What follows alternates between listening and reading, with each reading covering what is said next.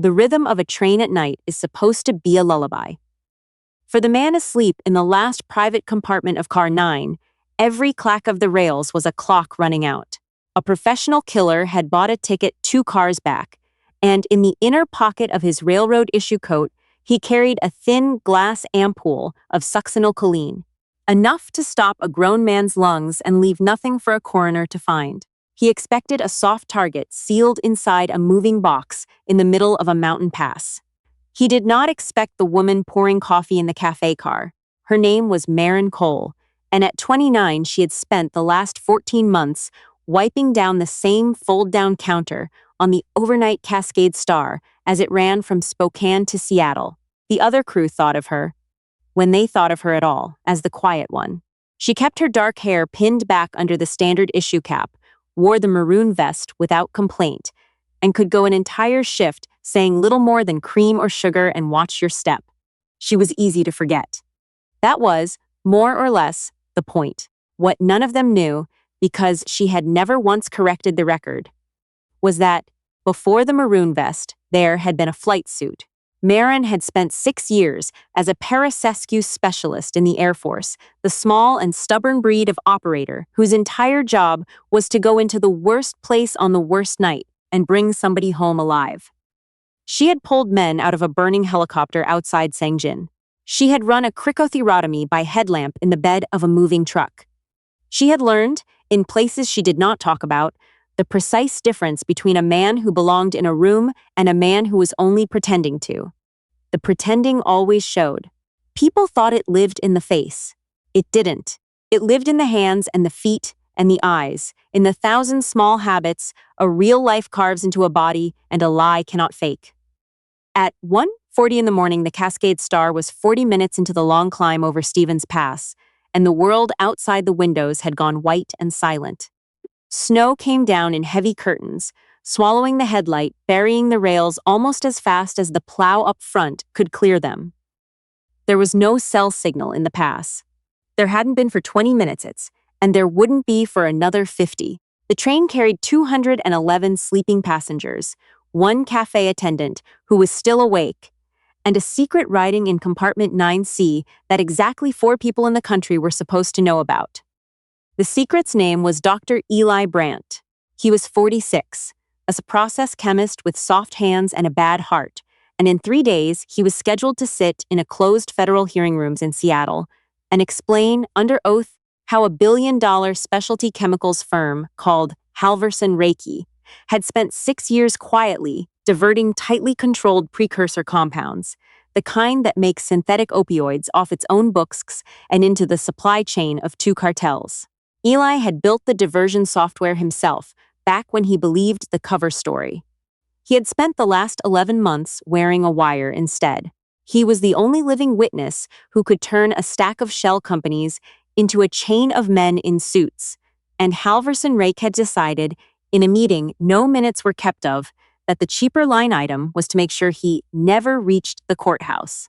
Sitting in the aisle seat just outside 9C, fighting the heavy pull of his own eyelids, was Deputy U.S. Marshal Sam Reyes. Sam was 33, 4 years on the job, and good at it, but the overnight protective detail on a half-empty train through a dead zone was the kind of duty that lulled a man. He had a paper cup of cooling coffee balanced on his knee and a Glock under his jacket, and a partner who had gone forward 2 cars ago to walk the train and check the vestibule doors. For a long, quiet, fatal stretch of track, Sam Reyes was alone. 2 cars back, the killer stood up. He had boarded in Spokane under the name printed on a conductor's credential he'd cloned 3 weeks earlier from a real Amtrak employee currently on medical leave in Boise. The credential was perfect. The maroon coat was real, bought from a uniform supplier who asked no questions. He had studied the consist diagram of this exact train until he could walk it blind, and he had timed the gaps in the crew's rounds the way other men time traffic lights. To the 2 passengers still awake in his car, he was simply a tired railroad man making his way forward to start the second half of his shift. He moved through the rocking aisles with the unhurried, proprietary ease of someone who belonged. That was the whole trick, and he knew it better than he knew his own face. Act like you own the building and nobody asks why you're there. He came through the heavy door into the cafe car at 1:48. Marin was restocking the cooler when the air pressure changed and the door slid back. She didn't look up right away. Looking up too fast was a tell of its own. She finished sliding a row of waters into place, straightened, wiped her hands on the bar towel hooked at her hip, and let her eyes do the work while her face stayed pleasantly empty. Cafe's open till 2 if you want something hot, she said. Just passing through, the man said. Cold up here. His voice was warm, easy, friendly in the bored way of a man who'd said it 1,000 times. Everything about him was right. The coat was right. The lanyard was right.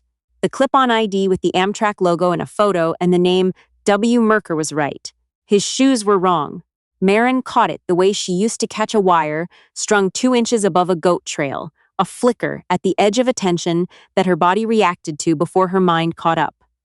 The man wore black leather Oxfords with smooth, hard soles, polished to a low shine even now, even soaked at the toe with melting snow. She had worked this train for over a year. Every conductor, every assistant conductor, every engineer she had ever met wore thick rubber-soled boots or heavy lace-up service shoes because you did not walk a moving train at night, up and down steel stairs, across icy vestibule plates for 8 hours in dress shoes. You'd break an ankle. Nobody did it. Nobody. She let her gaze travel up, slow, casual, like she was just being friendly. The man wasn't looking at her. He wasn't looking at the menu board or the register or the snack rack. His eyes had already moved past her down the length of the car, toward the forward door, toward car 9, and they had the flat, measuring stillness of a man pricing a room for exits. Long night, Marin said, smiling, reaching under the counter as if for her cleaning spray. Her fingers found instead the small, hard shape of the phone handset and, beside it, the brake line intercom. She did not lift either, not yet. Lifting it now would tell him everything. Always is, the killer agreed, and stepped past her toward the front of the car. Marin's pulse climbed and then, strangely, slowed. The old cold came back over her like a tide she had not felt in 5 years, the deep operational calm her instructors used to call the green water, the place under panic where the noise dropped away and the body simply did the next correct thing. She let him reach the forward door. She let it slide shut behind him. Then she lifted the handset, pressed the crew channel, and said low and clear, "Conductor, this is Café. Is Mercer your relief? W. Mercer?" A pause full of static. Then the real assistant conductor's voice, confused. "We don't have a Mercer on this consist." "Marin, what's?" She set the handset down. She did not run. Running on a train tells everyone in 3 cars that something is wrong, and she did not yet know who else on this train was a hand and who was a tool. She came around the counter, took the bar towel off her hip, and walked forward at the unbothered pace of a crew member going to ask a question, and as she walked, she did the math she had not done in years. No signal, no fast backup. The next stop with a platform and a sheriff was Skycomish, 11 minutes out at this speed, and 11 minutes was a war. Through the glass of the forward door, she saw the killer already standing over Sam Reyes. He was leaning in, friendly, one hand braced on the seat back, saying something about a wellness check, about the engineer wanting eyes on the protectee before the descent. Sam's, half asleep, was nodding. His guards sliding down the way men's guards always slid down for a uniform and an easy voice. The killer's other hand had drifted to his coat pocket. Marin hit the door plate and stepped through. "Hey, Mercer," she said brightly, before either man could move. "Dispatch is asking for you up front. Something about your boarding sheet." It was nothing. It was less than nothing. But it was a question that a real conductor would have an answer to, and a fake one would not. And it bought her the 1/2 second she needed for Sam Reyes to come fully awake and see the stranger's hand inside his own coat, at a distance no honest medical check required. "Hold on," Sam said, sitting up, his hand moving to his hip. "Let me see that ID again." The killer did not hesitate.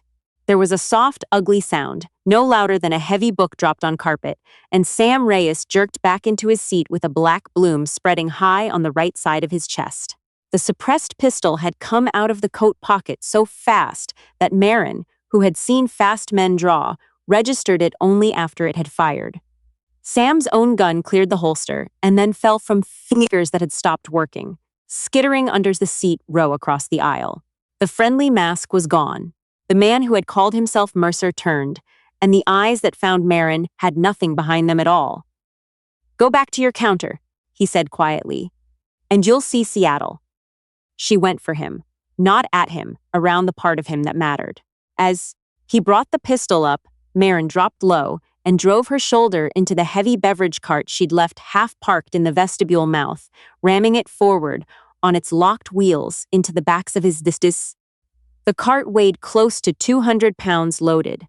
It folded his legs out from under him. The shot he got off went high and punched through the window above seat 9A, and the glass spider-webbed and held, and the freezing passé air came screaming in through the bullet hole with a high, thin whistle. The killer went down hard between the seats, the pistol bouncing from his hand. Marin did not dive for the gun. The gun was the obvious thing, and the obvious thing was a trap. He'd have a knife, and she'd be on the floor inside his reach. She grabbed, instead, the only weapon a cafe car offers, the tall stainless coffee urn, bolted in its bracket, and she wrenched it free of the latch and swung the 8 pounds of it and 2 liters of near-boiling coffee in a flat arc into the side of his head as he rose. The urn split on impact. Scalding coffee sheeted across his face and neck, and he screamed. A raw animal sound, both hands flying up. Marin was already moving past him to Sam. The deputy was conscious, gray, pressing his left hand flat against the wound, dark blood welling steady between his fingers. Marin's hands were on him before she'd thought about it. 14 months of cafe towels falling away and 6 years of trauma medicine snapping back into place.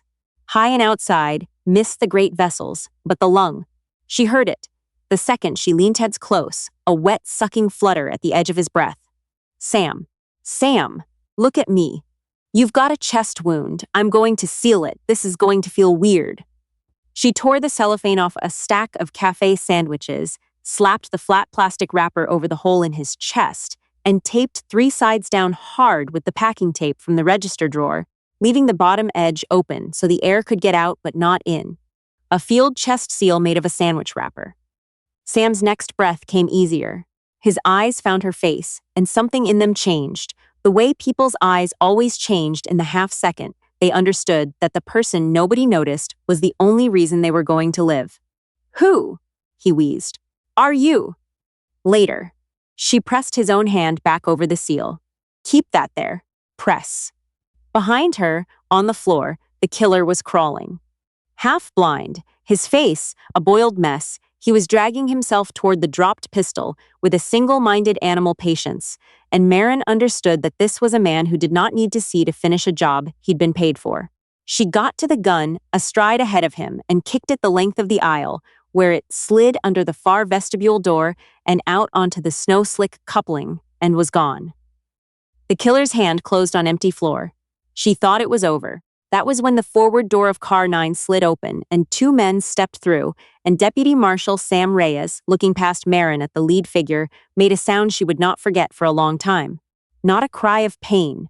A small, broken exhale of pure despair. "No," Sam whispered. "No, not him."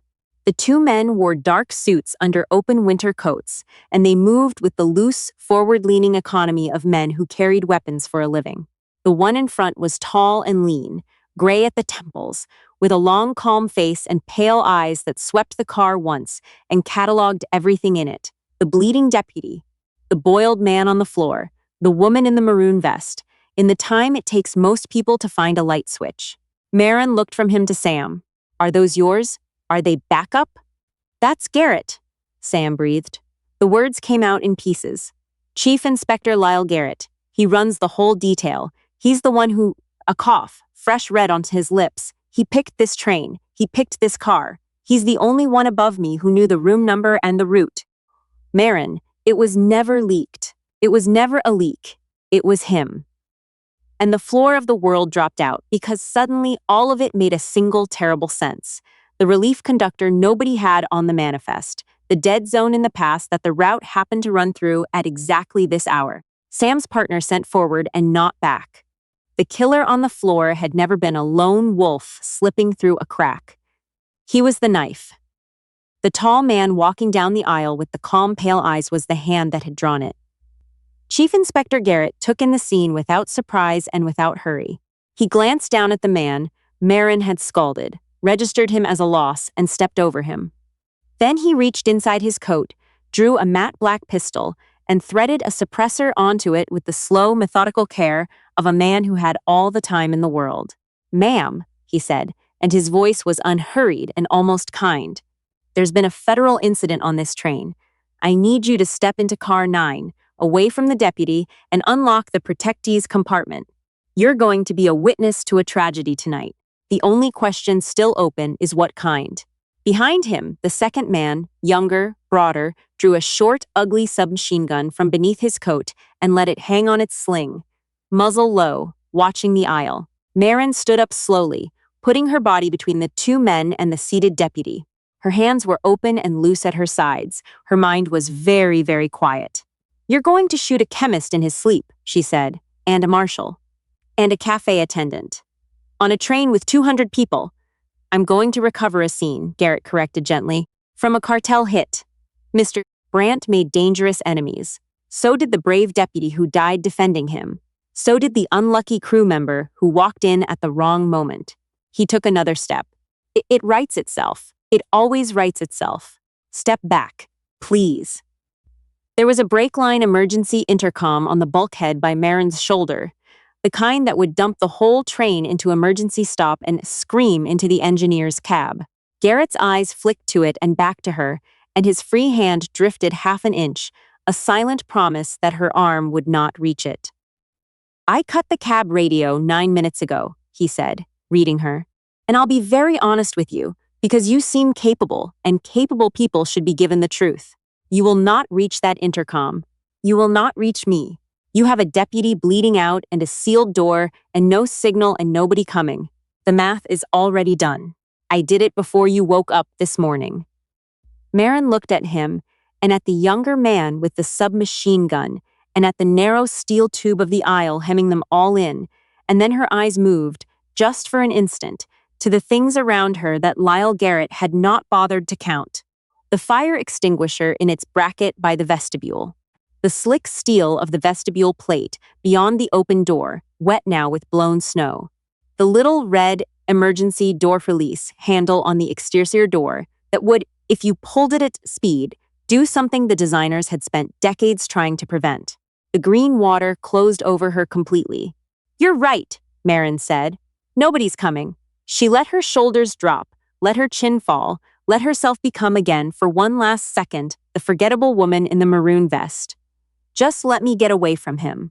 I don't want to die for a stranger." "Smart," said Chief Inspector Garrett, and for 1/2 second, the muzzle of his pistol dipped, just slightly, the way a hunter's gun dips when the prey turns to run, and that half second was the only thing in the world Marin had been waiting for. She ripped the fire extinguisher from its bracket, and instead of swinging it, she pulled the pin and squeezed the lever and emptied the whole charge straight into the narrow aisle in front of her. A roaring white cloud of dry chemical exploded down the length of the car at 30 pounds of pressure, a blinding, choking fog that filled the steel tube end to end in less than a second. Garrett's first shot tore through the cloud and punched into the seat where her head had been. The younger man's with the submachine gun started coughing and firing blind, the bullets stitching a line across the windows. "Hold fire!" Garrett shouted into the whiteout. "Hold your fire. You'll hit me." Marin was already on the floor and moving, below the cloud, fast, the way she'd been taught to move in smoke a long time ago. She crawled past the boiled killer, who was clawing at his own face and screaming, and she reached the vestibule, and she came up onto her knees at the heavy steel exterior door. And she grabbed the cab phone there, the local intercom that ran the length of the train independent of the dead cab radio Garrett had cut. She keyed it and spoke into it low and fast and absolutely level. All crew.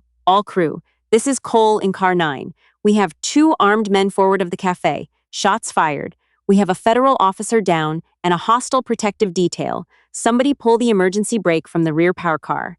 Now, do not come forward. Repeat, do not come forward. Pull the brake from the rear. She heard the younger gunman crashing through the fog toward her voice.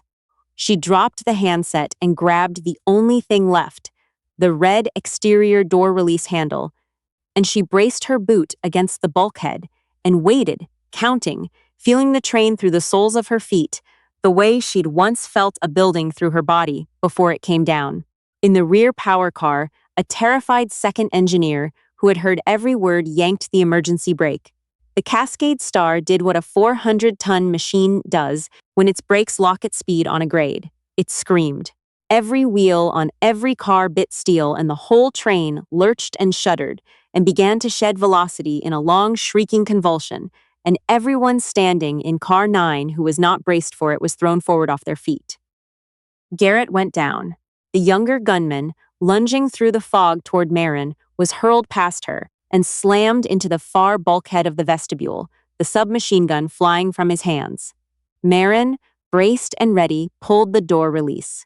The heavy exterior door of the rack decelerating train banged open into the storm, and the howling sub-zero wind of Stevens Pass came in like a wall, screaming through the vestibule, snatching the white extinguisher fog out of the car in a single violent gust, dropping the temperature 30 degrees in an instant.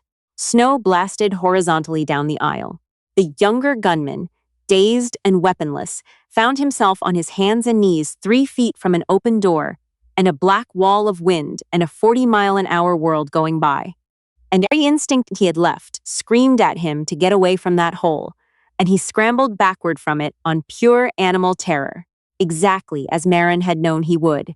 She came off the bulkhead like something released. She took the younger man first, because he was closer, and because a body in panic is a body you can use. She drove the heel of her hand up under his jaw, snapped his head back into the steel doorframe, and as he sagged, she stripped the sling off his shoulder and sent the submachine gun out the open door into the snow and the dark, where it was gone before it landed. He folded onto the vestibule plate and did not get up. Then there was only Lyle Garrett. He had gotten back to one knee in the slowing car, his calm shattered at last, snow whipping into his pale eyes, the suppressed pistol swinging up to find her through the thinning fog. He was a professional, and he was fast, and he was going to get the shot. But Marin had spent the last 10 seconds doing the only thing she had ever truly been good at, which was reading a room nobody else had bothered to read, and she knew 3 things Garrett didn't. She knew the train was still decelerating hard. She knew the steel vestibule plate between them was running with melted snow and spilled coffee and was right now as slick as wet ice. And she knew that the bulkhead grab rail at her right hand was the only handhold within 10 feet. She seized the grab rail and let her legs go out from under her as the brakes hit their hardest, and Garrett, rising to fire with nothing to hold, with smooth, hard leather Oxford soles on slick, wet steel, took the full force of the deceleration standing up. His feet shot out. He went over backward, hard, the pistol discharging once into the ceiling, and the back of his head met the steel edge of the seat frame with a sound that ended the fight. The train was barely crawling now.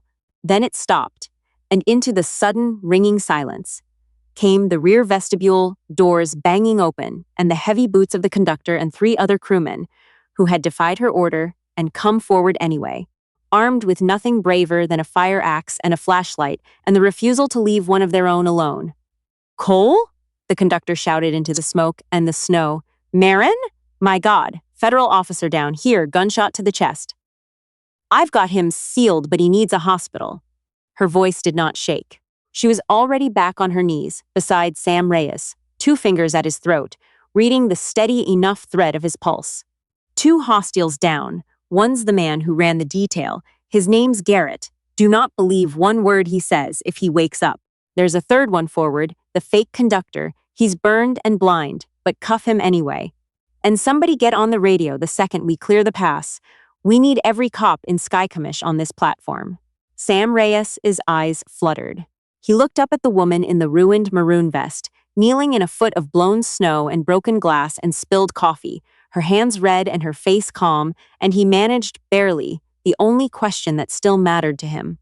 "Brant," he whispered. The witness, is he? Marin glanced down the length of car 9. Compartment 9C was still sealed, its door still locked from the inside, untouched through all of it. Behind that door, Dr. Eli Brandt, who would in 3 days hand a federal prosecutor the chain of names that brought down Halverson Reike, had slept through the entire war, dosed on the heart medication that kept him alive, never knowing how close he'd come to never waking up at all. He's fine, she said softly. He never even woke up. And something almost like a smile touched the corner of her mouth, tired and human. Good. He's gonna need the rest. They held the train at Skykokomish for 4 hours. Sheriff's deputies and then federal agents, real ones this time, flooded the platform under the falling snow. They took Lyle Garrett out on a backboard in handcuffs. They took the burned man out the same way. They took Sam Reyes out first and fastest, and as the medics lifted his stretcher, he reached out and caught Marin's wrist and held it until she had to gently work her hand free. A young state trooper found her sitting on the cafe car steps, afterward, wrapped in a wool blanket. Somebody had draped over her shoulders, watching the lights bounce off the snow.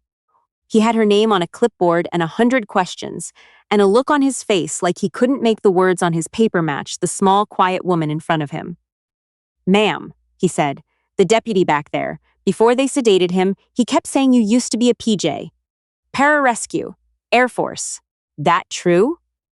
Marin pulled the blanket tighter and looked out at the white pass and the stopped train and the long climb still ahead of all of them, and for a moment she was somewhere else entirely, on a different cold night a long way from here, carrying somebody home. That was a different person, she said.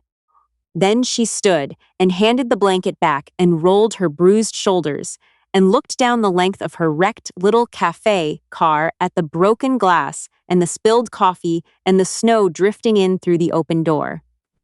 We're going to be way behind schedule. Somebody's got to get this car squared away before we move. She tucked a loose strand of dark hair back up under her cap. I've still got 2 hours left on my shift. The safest places we know, the sleeping train, the quiet hospital, the ordinary night, are only ever as safe as the people watching over them while the rest of us sleep.